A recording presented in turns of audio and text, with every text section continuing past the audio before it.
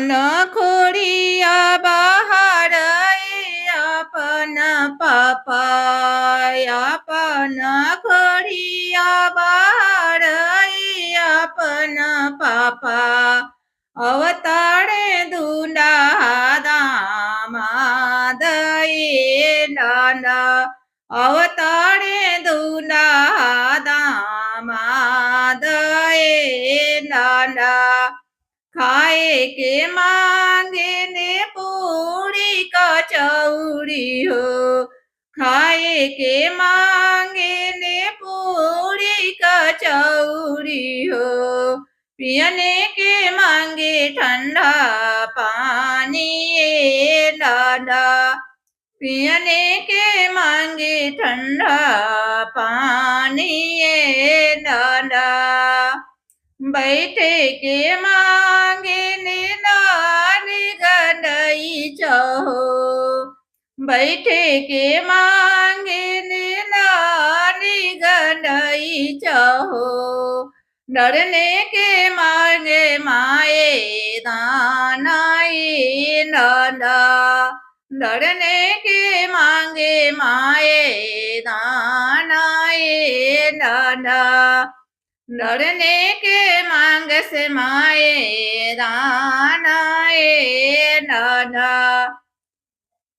बियन के मांगे ने बेटी हो दुलारी बेटी बियन के मांगे ने बेटी हो दुलारी बेटी जिन बेटी दल के सिंगार नाना जिन बेटी दादा के सिंगार नाना बियन के मांगे ने बेटी हो दुलारी बेटी बियन के मांगे ने बेटी हो दुलारी बेटी जिन बेटी दादा के सिंगार नाना जिन बेटी दादा के सिंगार नाना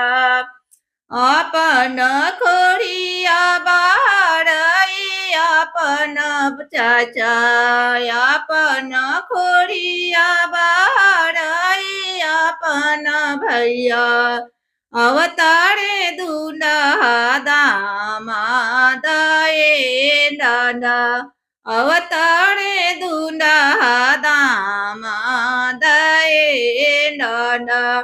अवतारे दुल्हा दामाद नाना